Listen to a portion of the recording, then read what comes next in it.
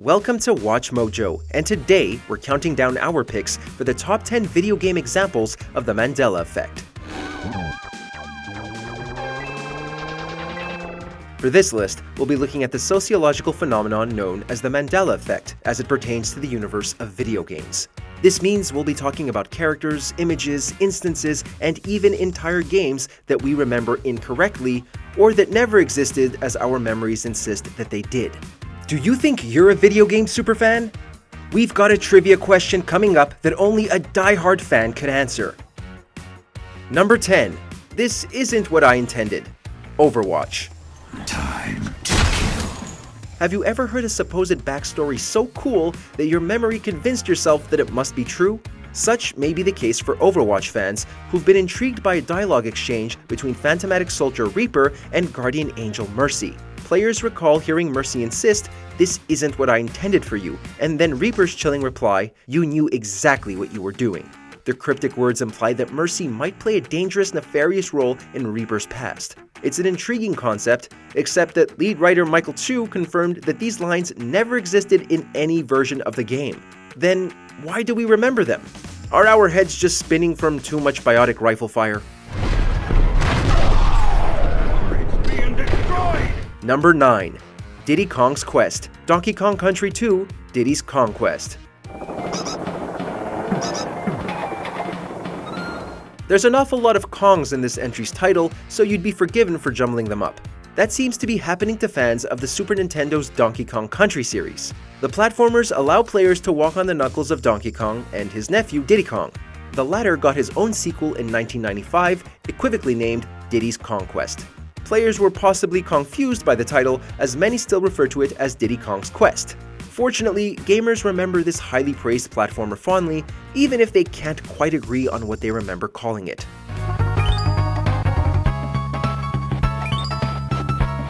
Number 8. The Rails of Rainbow Road. Mario Kart 64.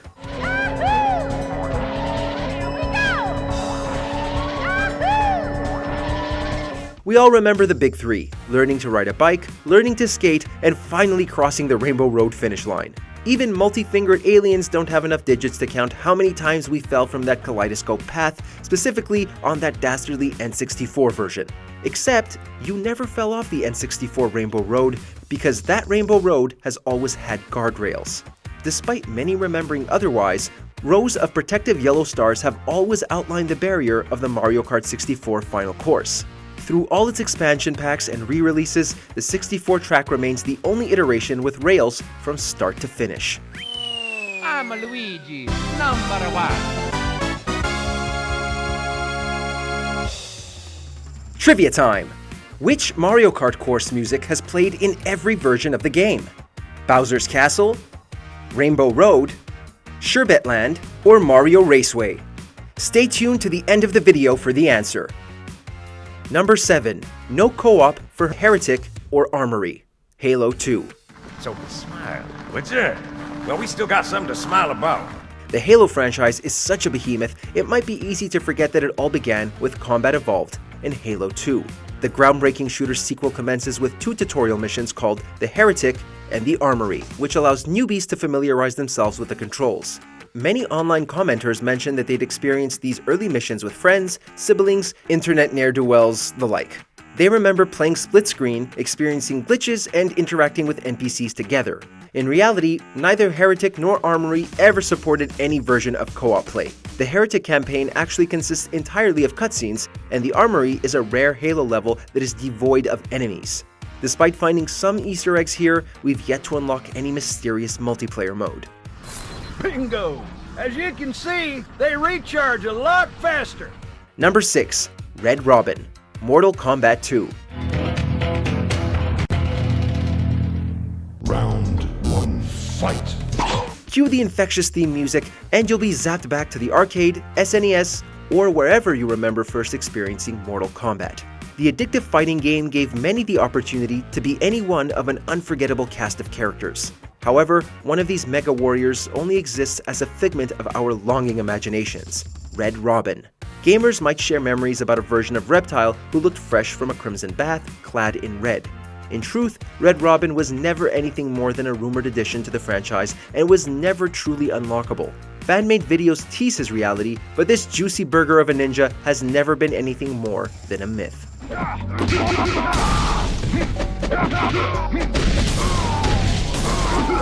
Number 5. Gen 1 and Dual Types, Pokémon Red and Blue.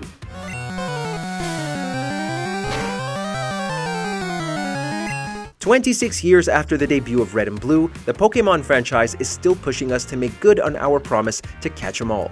After 9 generations and a jump to mobile gaming, the original 150 have received new evolutions, shiny forms, and additional classifications. Wasn't it easier when they were all just one type? Well, perhaps not. Trainers old and new seem convinced that the dual-type categorization for Pokémon was invented for later generations. But insert any 90s cartridge into your old Game Boy, and you can still catch a flying/fire Charizard. Dual-type Pokémon have always been there. Mind blown? Here's another one. Psyduck was never actually a Psychic-type Pokémon. Number 4. Kill Switch Survival Horror Game.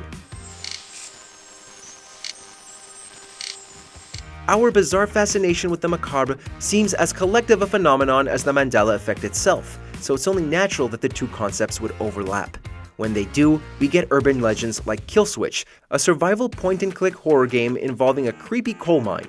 Those who dared played as either a young girl or a demon in an adventure that definitively erased itself upon completion, leaving behind no trace of its existence in the electronic system. All concrete evidence suggests that this is just a popular creepypasta. Nevertheless, online users continue to trade virtual campfire stories about cryptograms and eerie gameplay with such detail that it feels like more than just a false memory.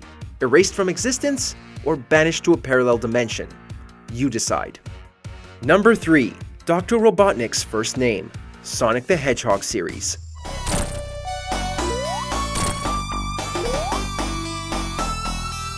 Sonic's nefarious mustached outlaw is a fiend by many other names, and there are reasons you may remember them differently. Prior to 1996, a discrepancy between Sega of America and Japan led to the mad scientist having 2 last names, Eggman in the Eastern Hemisphere and Robotnik in the West. Compromise eventually dubbed him Dr. Ivo Eggman Robotnik, with the portly deviant called universally by what is technically his nickname. Mandela victims, however, remember his first name incorrectly as Ivan and not Ivo. The two names are close. Perhaps the confusion comes from his ancestor Ivan Kintabar of Sonic comic book lore, or is there some family conspiracy afoot? Whatever his forename, we can't think of a better patronym than Robotnik to outline this guy's profession. Destroying an entire planet. Was this my grandfather's legacy? But it's been deactivated for some time now. Number 2. Arrow in the Knee, The Elder Scrolls V: Skyrim. Even if you know nothing about the Elder Scrolls series, you've probably heard the line "arrow to the knee." The phrase originates from characters within the Skyrim title lamenting at the end of their adventuring days due to the injury. The saying has spawned parodies, memes, and cross-franchise Easter eggs. As it turns out, people have been getting an important-ish preposition wrong, as the correct wording goes "in the knee," not "to." I used to be an adventurer like you. Then I took an arrow in the knee. Adventure to your insanity's content, but every NPC you'll find says they took their career-ending blow in the appendage and not to it. My dad were a warrior. All he did was complain about how he once took an arrow to the knee. Before we continue, be sure to subscribe to our channel and ring the bell to get notified about our latest videos. You have the option to be notified for occasional videos or all of them. If you're on your phone, make sure to go into your settings and switch on notifications. Number 1. Pikachu's Tail, Pokémon series.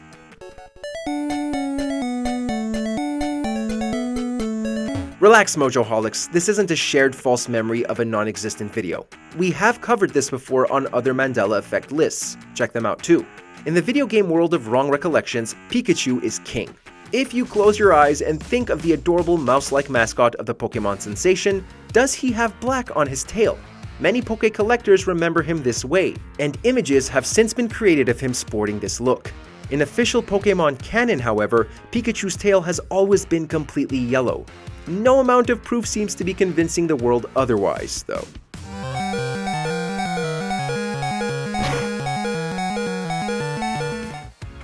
Which Mario Kart course music has played in every version of the game? If you guessed Rainbow Road, then you were right. Check out our new multiplayer trivia in the link below. Challenge some friends and see if you can put up the highest score.